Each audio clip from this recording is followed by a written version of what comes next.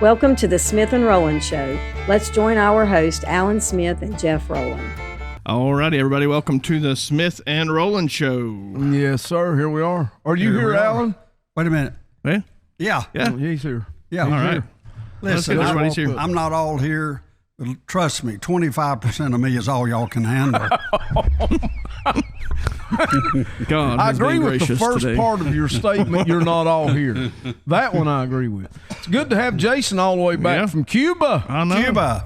Yeehaw. Hey, I said that all the time down there. Did They're you like, tell us a little bit about Cuba? well, Cuba is terrible, but awesome at the same time. Oh my goodness. So they're very people that are just absolutely amazing. I've never personally witnessed people that hungry for God in my life. Wow. I don't think so. Really? I mean, it is. Those people are serious. So I'm not going to take up much time with it, but they have the church we went to down there. They're building a new church, but they're meeting right now in a dilapidated theater. And they've met there for years. Mm-hmm. That most of the light comes through holes in the roof. Oh, wow. It's pretty rough, and but I don't think they really know that. But they took there's 400 people meet there in this little theater. It was just spectacular. I've just never seen anything like it. Just a huge hunger, though. Very much. So, I mean, they don't have anything. Listen, right? they have the worst, cheapest PA system I've ever seen. 2 little speakers and a little soundboard, and 400 people. Yeah. To 500 people, depends on the week. Yeah. They have. You couldn't hear the band in worship. You didn't need a PA. I grabbed my phone and I pulled the sound meter out. It was over 110 decibels. Wow. Of just people singing. That's and good. and at our church, if you get a little over 90, people start looking at you like, Oh, yeah, yeah. And so I walked up to TC there, and I was like, we're going to have to do something. We're going to have to do something about this. A little bit too loud. It was a little too loud. So in other words, the worship of the people was drowning out the PA. The only thing you could hear was the drums, Yeah. and they weren't in the PA at all. And he looked like, I showed him a picture of the Muppets drummer. That's what he looked like. He was just wailing just on going them, was he? That's But good. just a fantastic group That's of people. great. Sunday morning, there was like 12 people saved. That's wow. their mission. Is definitely that is their That's their deal. their deal. There was a lady bring in a big feed sack full of idols. She wanted to get saved, and I guess she knew she couldn't have her idols too, so she wanted to follow Jesus. So she brought her idols, and they took them up there in the front of the church and busted them all up, and swept them all up and threw them out in the garbage. Cool. That's good. You know, I'll never carry a feed sack again. I'll tell you that. Talking about what we're getting ready to talk about with Pride Month, I saw one pride flag there, two pride flags, both of which were at the U.S. Embassy. They had one hanging above the U.S. Embassy right below the American flag, and a great big one hanging on the fence there. And, What in the world? So I asked the pastor, I said, do y'all have much like homosexuality and stuff here? And he said, yeah, it's bad. We have a lot of drugs and alcohol abuse and homosexual. He just looped everything together, sin. And I said, well, what do you guys do with it? And he said, well, they come to church and they get saved and delivered. Yeah.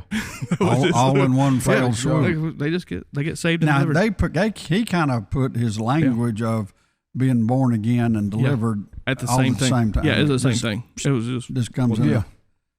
That's a unique idea. Well, But I mean, I think the it's power, the right idea. the power is so great there, and the desperation is so great. I don't know. I truly believe it. Did it give you any fresh perspective about here? Yeah. I'm gonna be careful. Okay. I mean, it was very. I was like, Lord, just please don't let us have to go to that place to experience what these people are experiencing. Yeah. Because it was. I mean, it's a different. These people literally go stand in a bread line every day and get a loaf of bread from the government. It's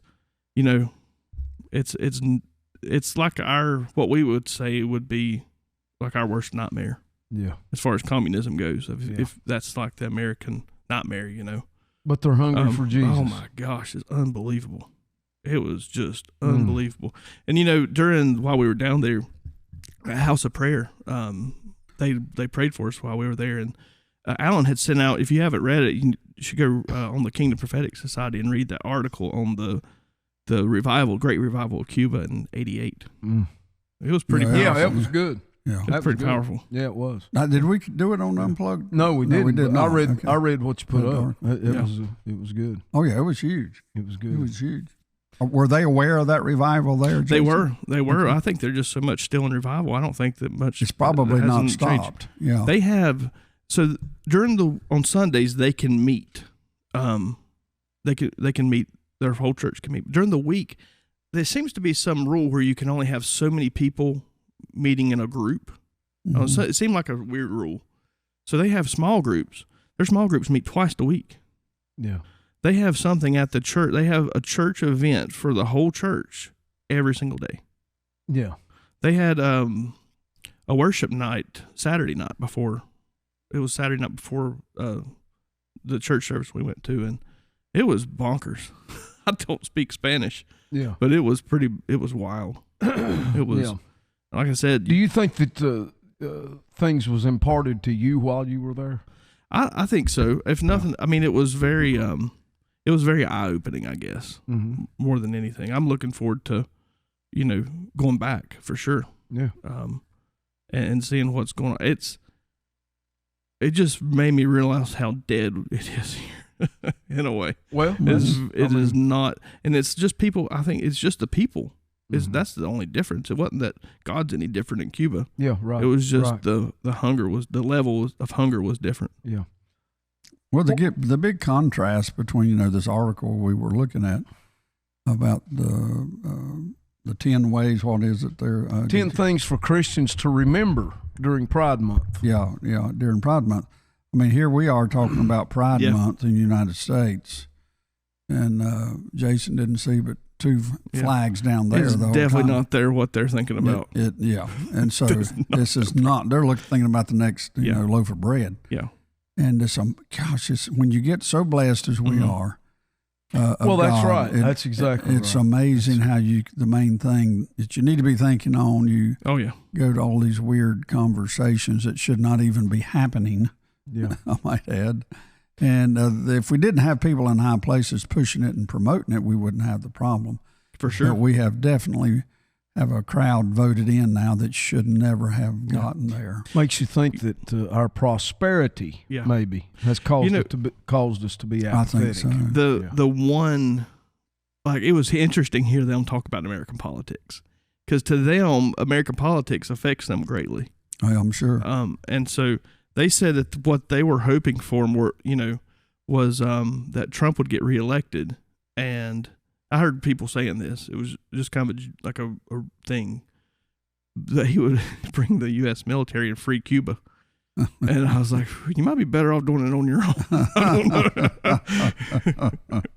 Isn't it odd, though, that... But their hope was in America. That's right. Their hope, not only it is, they said that nobody there can even survive if they don't have family in America. They can send them some money. Yeah. They can't afford to. I mean, it's not like anything's any cheaper. Wow. A doctor makes $70 a month. It's not like things are cheaper. Gas is still $4 a gallon. And you can only buy just a little bit, and you got to wait 5 blocks in line to get it. Yeah.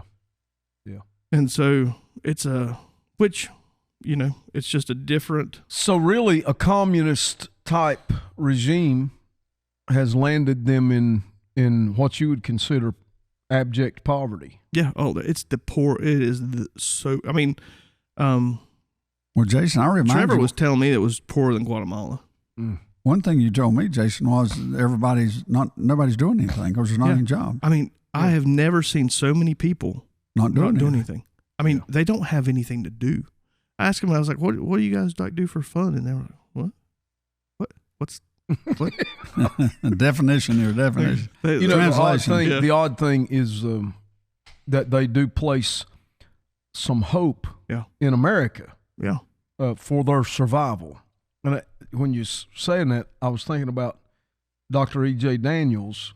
He was a missionary to Korea, and this was back, I think in the 50s maybe. He was over there preaching, and I may have shared this before, but he was going around winning people to Christ and preaching in different churches. He was invited to this one church in Korea to preach, and he got there about an hour early. He was going to set up his books and all the things that he did. And he said he walked in the doors of the church, and there was such wailing and crying and weeping going on that he thought somebody had died. And he actually questioned somebody walked in the vestibule, and he questioned him. He said, "What's going on?" And he said, "Well," he said, "they're in there praying for revival." And Dr. Daniel said, "Man, praise the Lord, we're going to have a great service." And the guy said, No, you don't understand. He said, "We're praying for revival to hit America."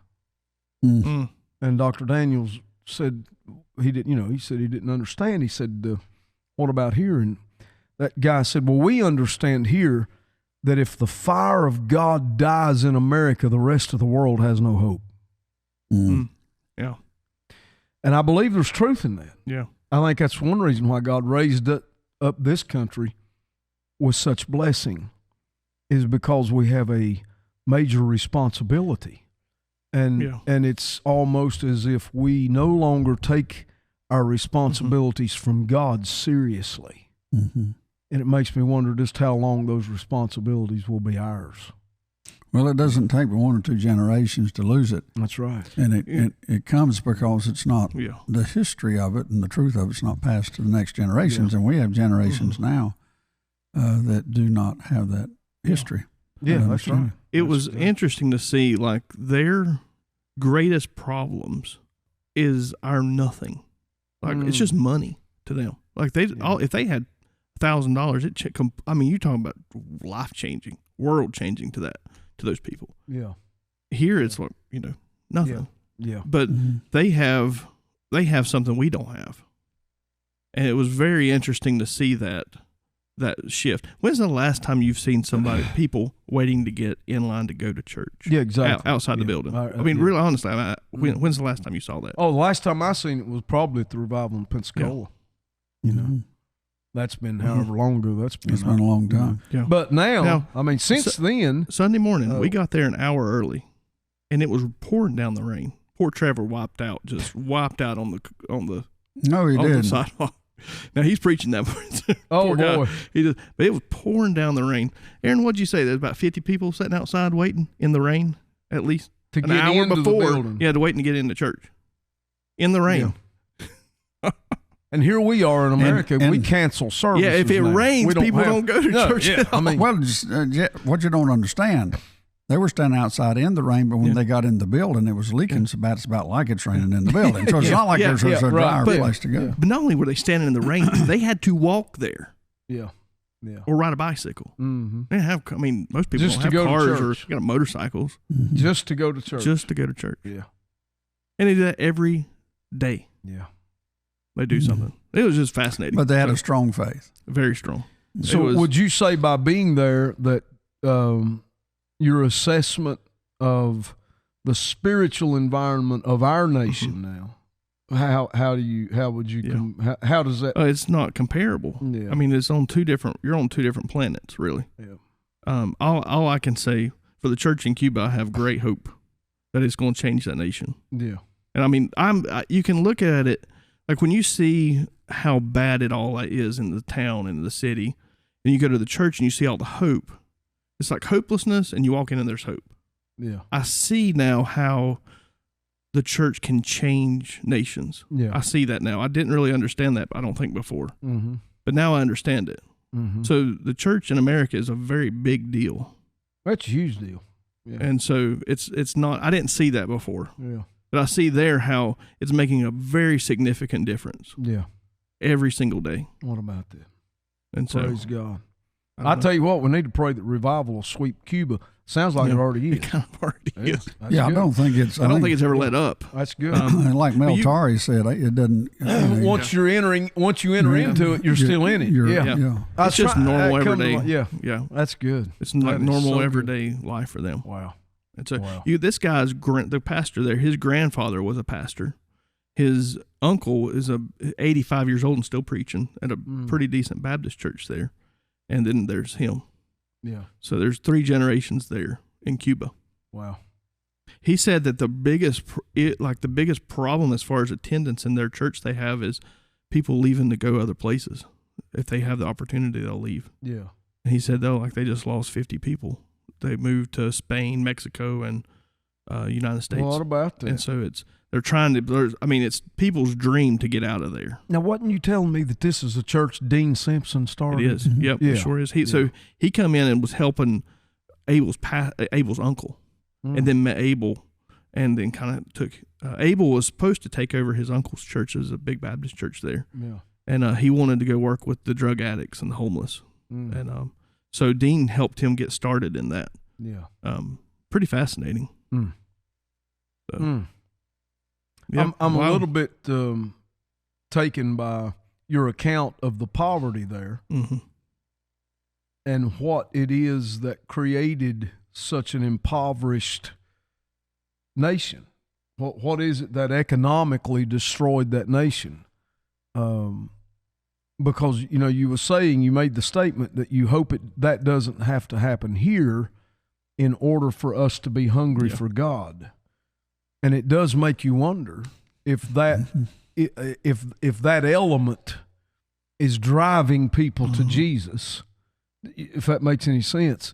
Could it be that our own prosperity is a stumbling block in our way? Most definitely. I heard Ronald Reagan quote the other day, and he said, beware when the government shows up to your door and says, can we help you? Yeah. The worst words you'll ever hear is, I'm from the government and I'm here to help. I'm here to help. Yeah.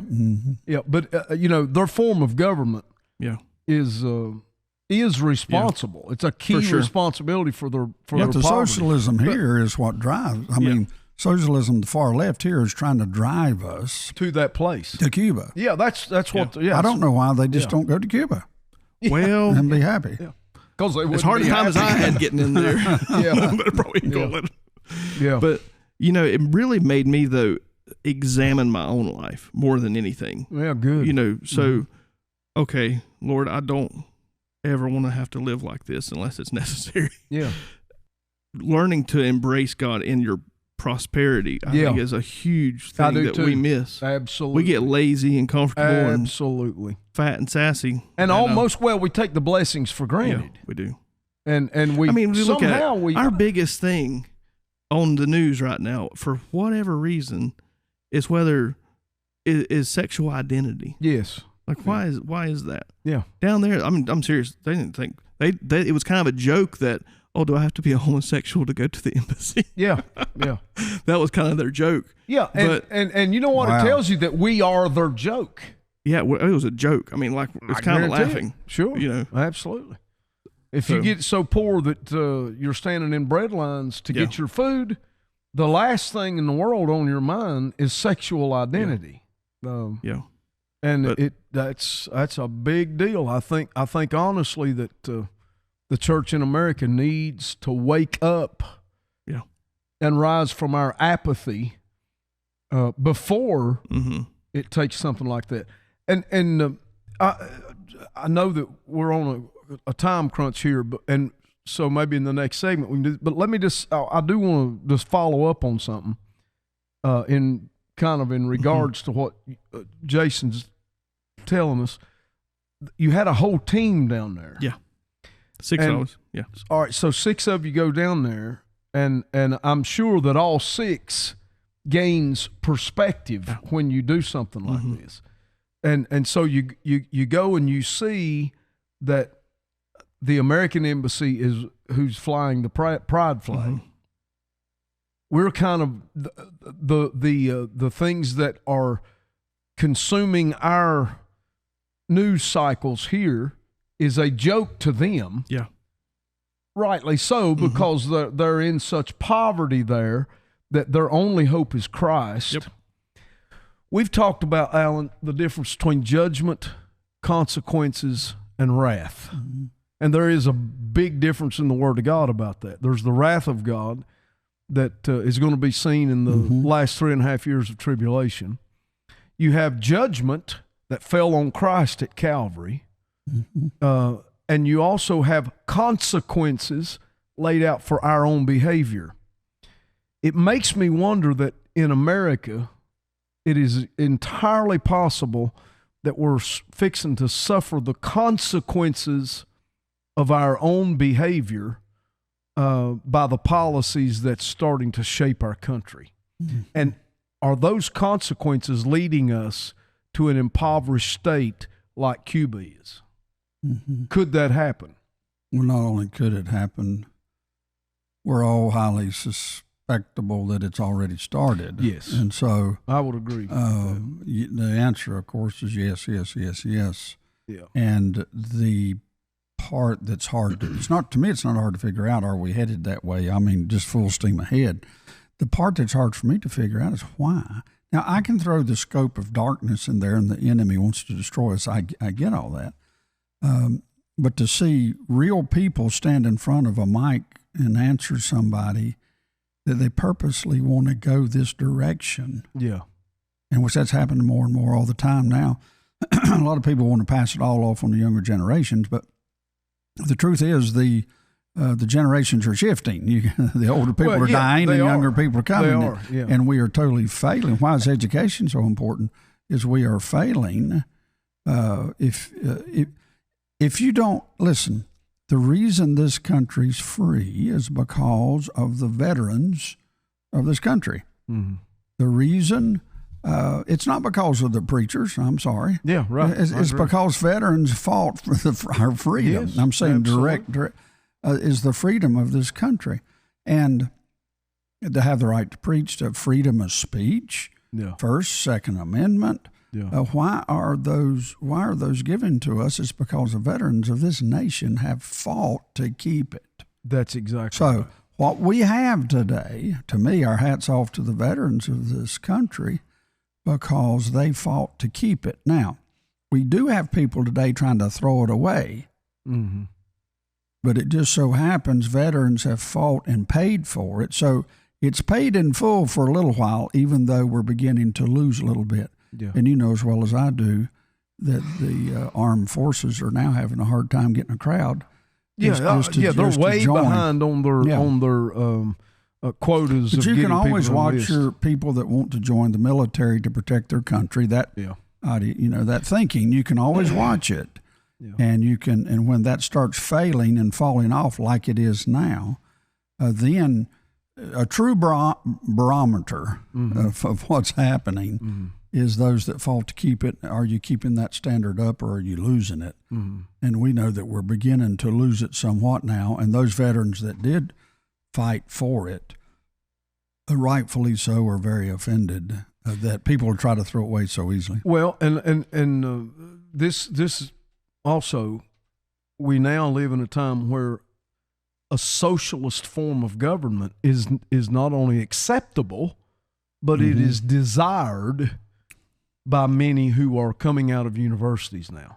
That's a proven stat that they would like to change to a socialistic style. Yeah, of like government. That's a better idea. And that's what blows me. I mean, smart people think that that's a better idea. Yeah, and of course we all know it. Then that leads to communism, which is just a couple of people running the whole show.